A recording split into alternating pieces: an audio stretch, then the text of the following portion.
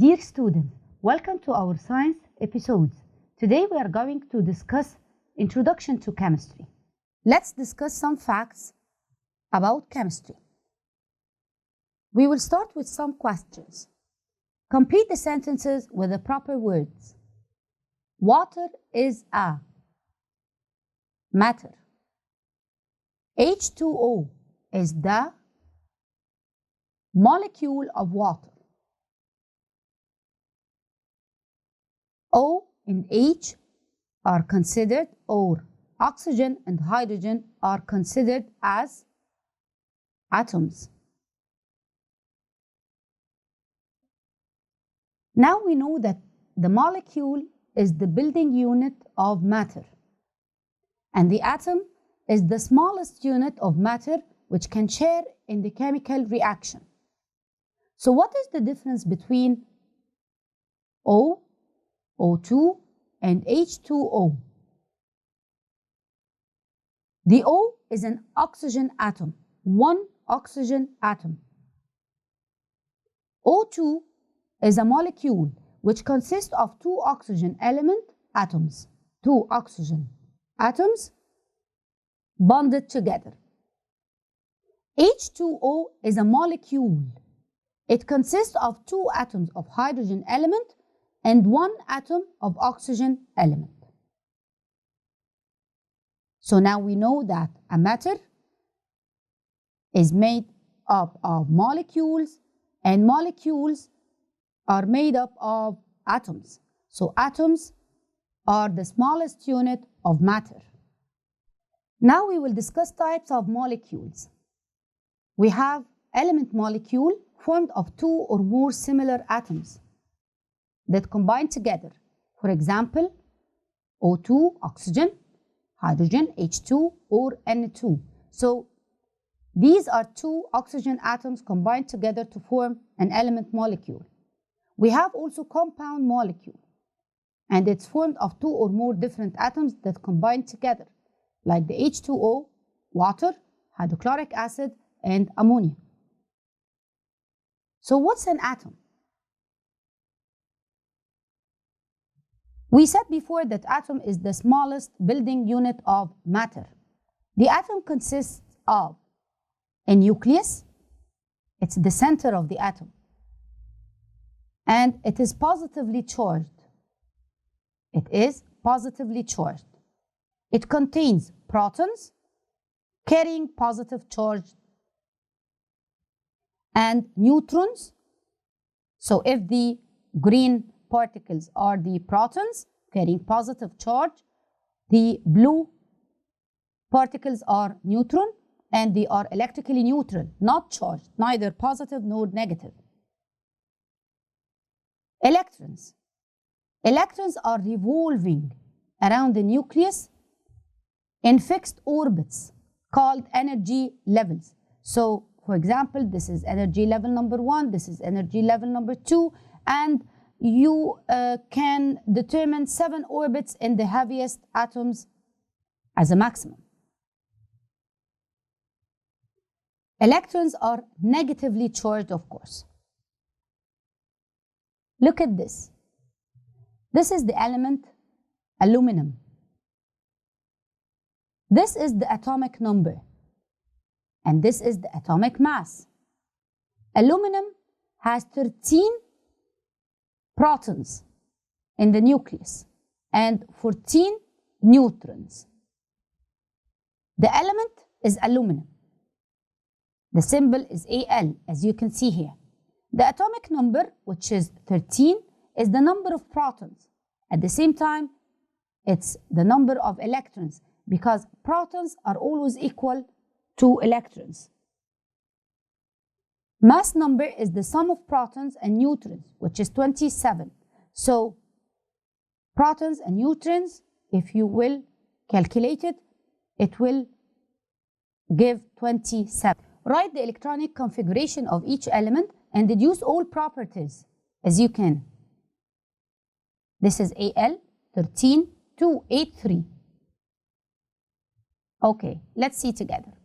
The element is aluminum. The symbol is Al. It's a metal. The atomic number is 13. So 13 is the number of protons, which is equal to the number of electrons, which is the atomic number. 2, 8, and 3 refer to the distribution of electrons in the energy level. Look at this picture. 2 electrons in the inner energy level, 8 in the middle energy level, and 3 electrons in the outermost energy level. Its ion is positive. It loses 3 electrons during the chemical reaction. 3 electrons from the outermost energy level will be lost during any chemical reaction. So its valency is 3, trivalent. What about chlorine 17287? Yes, the element is chlorine and the symbol is Cl. It's a nonmetal. The atomic number is 17, which is the number of protons equal to the number of electrons. So 17 protons and 17 electrons. 2, 8, and 7 refer to the distribution of electrons in the energy level. So it has 7 electrons in the outer energy level. Its ion is negative and it will gain or share 1 electron during the chemical reaction. Its valency is monovalent. Of course, because it will gain or share only 1 electron, so its valency is monovalent. Neon 1028. The element is neon. The symbol is Ne and capital E small. It's a noble gas. The atomic number is 10, so 10 protons and 10 electrons. 2 and 8 refer to the distribution of electrons in the energy levels, and it has 8 electrons in the outermost energy level. It does not lose or gain electrons in the ordinary conditions, and it does not participate in chemical reaction. It's inert, it's inactive. Why? Because in the outermost shell, it has 8 electrons, complete number. Its valency is 0. Elements are classified into 3 types. Metals, with their outermost energy level containing less than 4 electrons. So if you can see sodium 1 in the outermost energy level, magnesium 2, and aluminum 3. While nonmetals, their outermost energy level contains more than 4 electrons. So chlorine has 7, oxygen 6, and nitrogen 5. Both metals and nonmetals are active elements. Their outermost energy level is not complete. Therefore, they tend to lose electrons during the chemical reaction and change into positive ions as metals, gain electrons during the chemical reaction and change into negative ion, or share electron during the chemical reaction. Let's go back to this. The last number represents the electrons in the outermost shell. So each element tends to become stable by reaching to the number 8. For example, sodium, magnesium, aluminum, chlorine, oxygen, and nitrogen, they are stable when the outermost shell becomes full of 8 electrons. So that's why they tend to lose electrons, gain electrons, or share electrons during chemical reactions. But what about noble inert gases?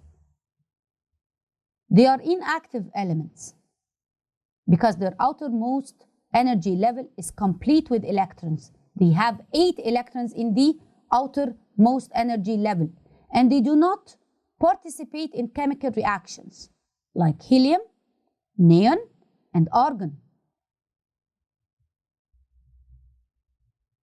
Now let's discuss valency. Valency is the number of electrons that an atom gains, loses, or even shares during a chemical reaction. In this exercise, you have to mention the valency of each of the following elements. Let's discuss it together. This is sodium. Atomic number is 11, so it has 11 protons and 11 electrons. These 11 electrons are distributed 2, 8, 1. So 2 electrons in the inner level, 8 electrons in the middle, and 1 electron in the outermost energy level. Its valency is 1, monovalent. It means it will lose 1 electron during chemical reaction. Why it loses 1 electron and not gains 7 electrons? Because it's much easier to lose 1 electron during a chemical reaction than gaining 7. So that's why sodium is monovalent. Chlorine is having 7 electrons at the outermost energy level, and it's monovalent because it will gain 1 electron. Magnesium has 2 electrons in the outermost energy level. It's divalent because it will lose them. While nitrogen is having 5 electrons in the outermost energy level. So it's trivalent because it will gain 3 electrons during chemical reaction. What about argon? Argon is having 8 electrons in the outermost energy level. It's inert, it's a noble gas. It does not participate in any chemical reaction, and the valency is 0. Now let's talk about the bond connecting elements together. What is the bond connecting sodium to chlorine? It's an ionic bond. Ionic bond is a chemical bond resulting from valence or electrons transfer between atoms to form an ionic compound. So there is an electron transfer from the sodium to the chlorine in order to form the NaCl or the table salt or this ionic compound. This kind of bond is called ionic bond. Look at this molecule. What is the bond in Cl2 or the chlorine molecule? It's a covalent bond. The covalent bond is a chemical bond formed by equal sharing of electrons from both the participating atoms. So look at this picture. The chlorine, this chlorine is sharing an electron with the other chlorine atom. So both of them are sharing 1 electron. This is a covalent bond. What is the difference between each compound according to the type of covalent bond between the atoms of each molecule? The bond between 2 atoms of the element chlorine is a single covalent bond, where each atom shares 1 electron with the other atom to complete the outer shell with 8 electrons. Look at this picture. The chlorine atomic number is 17. It has 17 electrons in the outer orbit, distributed as follows: 2, 8, 7. So it has 7 electrons in the outer level. Chlorine will share 1 electron from each atom. They will share 1 electron together for the 7 electrons in the outer shell to become 8 and formation of stable chlorine molecule. So it's a single covalent bond due to sharing of electrons. The bond between 2 atoms of the element oxygen is a double covalent bond, where each atom shares the other atom with 2 electrons, not only 1, to complete its outer shell with 8 electrons. Oxygen atomic number is 8. It has 8 electrons distributed, 2 electrons in the inner shell and 6 electrons in the outer shell. During formation of oxygen molecule, they share 2 electrons for the 6 to become 8 in the outer shell. So this is double covalent bond. The bond between two atoms of the element nitrogen is a triple covalent bond, where each atom shares the other atom with 3 electrons to complete its outer shell with 8. The same, nitrogen is having 7 electrons, 2 in the inner and 5 in the outer shell. So during formation of a molecule of nitrogen, both atoms will share 3 electrons together. Try to think about this scientific term. A set of atoms of different elements join together and behave like one atom during a chemical reaction. They have their own valency and they are not existed solely. They are called the atomic group. They are groups having their own valency, made of different elements joined together and behave like one atom. So these groups are monovalent, while these groups are divalent, and the phosphate group is trivalent. Now, how can you write a chemical formula for a compound? Look at this compound, calcium chloride. First of all, you have to write the symbols. Calcium symbol is Ca, chlorine symbol is Cl. You have to exchange the valency and simplify the compound at the end. So it will become CaCl2. The same for aluminum chloride compound. You have to write the symbols first, Al for aluminum, Cl for chlorine, exchange the valences, and then simplify at the end. Magnesium hydroxide. Mg for magnesium and OH for hydroxide. You have to exchange the valency and then simplify at the end. Let's together identify the type of the following compounds. Potassium hydroxide or ammonium hydroxide. These are called a base because they contain negative hydroxide group, a base or an alkali. The HCl or the hydrochloric acid, it's an acid because it contains H, hydrogen atom.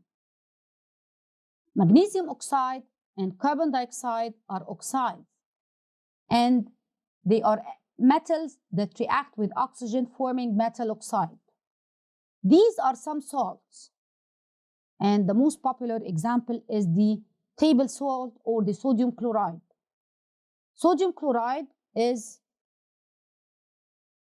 a metal that reacts with non-metal forming a salt. So a metal and a non-metal. Magnesium sulfate, a metal and an atomic group. Or ammonium chloride, a positive radical and a non-metal or a negative atomic group. Dear students, thank you for watching and waiting to see you in other episodes.